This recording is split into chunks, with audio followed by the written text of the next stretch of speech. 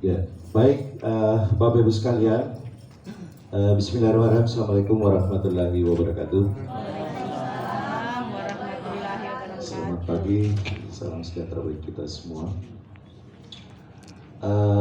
Izinkan, kemarin mungkin sudah seharian dibawakan materi oleh Pak Andi, Sekretaris Dinas PUD Provinsi. Kebetulan saya tandem dengan beliau terkait dengan peningkatan kapasitas PAD. Jadi selama 4 hari ini kita sama-sama bersama di dalam pelatihan ini. Sebelum saya mulai, saya izinkan memperkenalkan diri supaya lebih akrab nanti kita di dalam kegiatan peningkatan kapasitas ini. Saya Pak Jamal dari Dinas PMD PPKB P3A Kabupaten Bandung.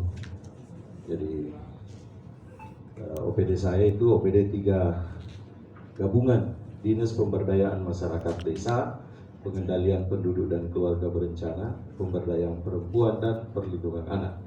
Jadi OPD yang paling banyak urusan dan gila urusan karena semuanya. Di Indonesia hanya 3 OPD seperti ini.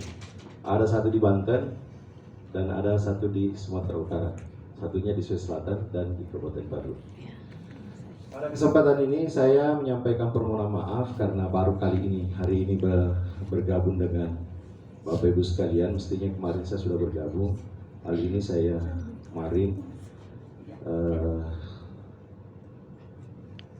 membawa rombongan. Jadi sementara saat ini ada peningkatan kapasitas BPD Tommy, pemerintah kabupaten atau provinsi, nah kerja Tommy di desa. Nah itu makanya harus hati-hati. Kalau misalnya ada kegiatan seperti itu, lebih baik kita alihkan di tempat lain, jangan satu. Itu yang harus kita pastikan. Itu. Ya, sampai di sini ada yang ingin berdiskusi terkait dengan. Oke Pak, terima kasih. Kami setiap penyusunan RKP itu selalu bertentangan dengan kepala desa sebagaimana materi yang disampaikan tadi, khususnya dalam pembinaan lembaga adat. Ya, pembinaan lembaga adat. Nah, di desa kami Pak ada lembaga adat. Namun pertanyaannya di sini, kami selalu berbeda pendapat dengan pemerintah desa. Sedangkan sesuai aturan yang kita bahas pada hari ini, saya ingin menyampaikan bahwa bagaimana sebenarnya untuk perlakuan lembaga adat bagi desa yang bukan desa adat, ya. Karena rata-rata kami di Mangkutana dan sekitarnya Kabupaten Luhut Timur itu banyak lembaga adat, ya, baik dari dari Wabendula sana, saya tahu lembaga Mori ada, Pasitabe dan Pamona itu ada. Nah, menjadi kebingungan kami di sini bahwa sering kami berdebat bahwa itu desa bukan kita desa adat, tetapi kami punya masyarakat adat yang punya lembaga adat. Ya, betul. Nah, bagaimana solusinya ini, Pak? Sehingga dalam pembahasan RKP itu bisa kita mau masukkan anggaran untuk pembinaan adat. Iya. Jadi mohon ini penjelasan Pak. Itu yang pertama. Kemudian yang kedua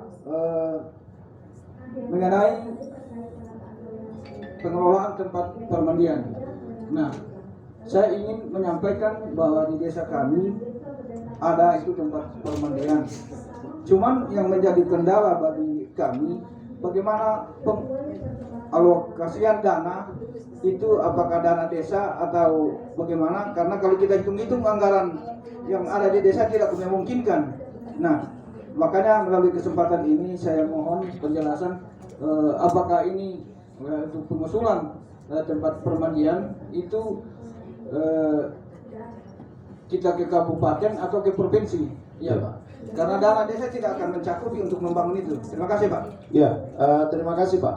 Pertama terkait dengan bagaimana pembinaan lembaga adat? Sebetulnya nanti ada materinya untuk terkait dengan lembaga adat, tetapi sebelum ke situ saya ingin mempertegas bahwa ketika ini pembinaan lembaga adat mau diintervensi lewat APBD desa melalui proses perencanaan, saya ingin pastikan bahwa lembaga adat ini memang sudah ada peraturan desanya. Karena memang ada beberapa lembaga tetapi secara legalitas itu belum ada. Kita hanya biasa menyampaikan bahwa itu adalah lembaga adat.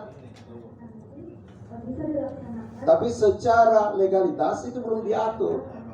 Makanya sebagai unsur dari BPD saya ingin pastikan bahwa bisa saja nanti ini kalau misalnya tidak ada rancangan perdesnya, belum ada perdes yang kita susun, maka bisa menjadi hak inisiatif BPD untuk menyusun perdes ini. Tapi nanti di pokok bahasan berikutnya lagi nanti nih, karena Bapak sudah melangkah lebih jauh.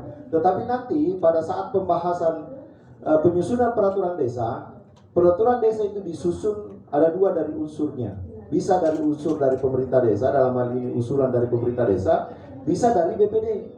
Makanya bahwa ketika mau diintervensi lembaga adat ini nanti, perkuat dulu regulasinya Pak, susun perdesnya, agar supaya ada dasar kita untuk mengalokasikan anggaran khususnya untuk kegiatan lembaga adat. Karena jangan sampai lembaga adat yang selama ini kita anggap lembaga adat, tetapi secara tataran regulasi belum diatur. Itu yang perlu kita perkuat, dan perlu kita lihat juga nanti peraturan daerah, perda tentang lembaga kemasyarakatan atau lembaga adat. Seperti itu. Karena memang harus ada turunannya Pak. Jadi tidak menutup kemungkinan bahwa harus ada dulu desa adat baru ada lembaga adat, tidak. Lembaga adat itu bisa kita bentuk karena dia adalah berada di luar struktur organisasi pemerintah desa. Dia lembaga kemasyarakatan. Jadi lembaga kemasyarakatan nanti kita bedah apa lembaga kemasyarakatan, kemudian bagaimana posisinya lembaga adat. Tapi nanti di materi berikutnya Pak. Saya kira itu. Kemudian yang kedua, bagaimana tempat pengelolaan permandian? Apakah itu menjadi kewenangan desa atau menjadi kewenangan kabupaten? Itu bisa menjadi kewenangan desa Pak. Nah persoalannya bagaimana Pak kalau misalnya sangat terbatas anggaran? Ya, tetap harus diintervensi.